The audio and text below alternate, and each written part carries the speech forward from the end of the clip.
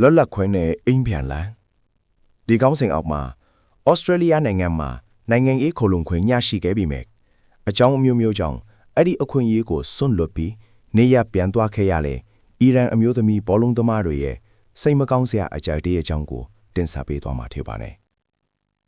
ဖြစ်စဉ်ကတော့ပြီးခဲ့တဲ့မက်လ2ရက်နေ့အာရှဖလားအဖွင့်ပွဲစဉ်မှာစတင်ခဲ့တာပါ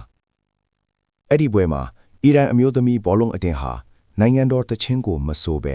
အတန်တိတ်နေခြင်းအပြင်သူတို့ရဲ့စန္ဒကိုထုတ်ဖော်ခဲ့ကြပါတယ်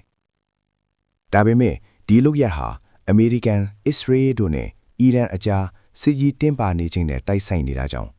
နိုင်ငံမှာရုပ်တံကနေသူတို့ကိုတစ္ဆာဖောက်များလို့လူသိရှင်ကြားသမုတ်ပြီးပြင်းထန်တဲ့ပြည်တံတွေပေးမယ်လို့ချိန်ချောက်ခဲ့ပါတယ်အစိုးရအရာရှိတွေရဲ့အနီးကပ်စောင့်ကြပ်ကြည့်ရှုမှုနဲ့ဖိအားပေးမှုတွေကြောင့်နောက်ပိုင်းပွဲစဉ်တွေမှာတော့ကစားသမားတွေဟာနိုင်ငံတော်တည်ခြင်းကိုပြန်လည်တည်ဆိုခဲ့ကြရပါတယ်။အဲ့ဒီနောက်မှာတော့သူတို့အသင်းဟာပြိုင်ပွဲကနေထွက်ခွာခဲ့ရပါတယ်။အခြေအနေတွေဟာပိုမိုတင်းမာလာတာကြောင့်ဩစတြေးလျပြည်ထရေးဝန်ကြီးတော်နီဘတ်ရဲ့အစည်းအဝေးနဲ့ကစားသမားတွေကိုညအတန်းကောင်းတနာလီခွဲအချိန်မှာဟိုတယ်ကနေလျှို့ဝှက်ကဲထွက်ခဲ့ရပါတယ်။သူတို့အားလုံးကိုဩစတြေးလျမှာနေထိုင်အလုပ်လုပ်ကိုင်နိုင်မဲ့လူသားချင်းစာနာထောက်ထားမှုဆိုင်ရာဗီဇာတွေကိုဝန်ကြီးကိုယ်တိုင်လက်မှတ်ရေးထိုးထုတ်ပေးခဲ့တာပါခိုလုံခွင့်တောင်းခံဖို့စ조사သူစုစုပေါင်း9ဦးရှိခဲ့ပါတယ်အဲ့ဒီထဲကမှ2ဦးကတော့ဩစတြေးလျမှာဆက်နေဖို့ဆုံးဖြတ်ခဲ့ပြီးမြဲကျန်တဲ့5ဦးကတော့အလွန်ခက်ခဲတဲ့အခြေအနေတွေကြားကနေနေရက်ပြန်ဖို့ရွေးချယ်ခဲ့ကြပါတယ်သူတို့ရဲ့အိမ်ပြန်ခရီးဟာလည်းမချောမွေခဲ့ပါဘူးဩစတြေးလျကနေမလေးရှားအိုမန်ဒိုကိုဖြတ်ကျော်ပြီးတူရကီနိုင်ငံအိတ်တာလီစစ်ကိုရောက်ရှိခဲ့ကြပါတယ်။အဲ့ဒီကမှသစဉ်အီရန်တူရကီနေဆက်ကိုကားနဲ့ဖြတ်ကျော်ပြီးနိုင်ငံတွင်းကိုပန်းလည်ဝင်ရောက်သွားခဲ့တာဖြစ်ပါတယ်။နေရပြန်သွားတဲ့ကစားသမား9ဦးထဲမှာအသင်းခေါင်းဆောင်ဇာရာဂမ်ဘရီအပါဝင်ဇာရာဆောတန်မက်ရှ်ခေခါ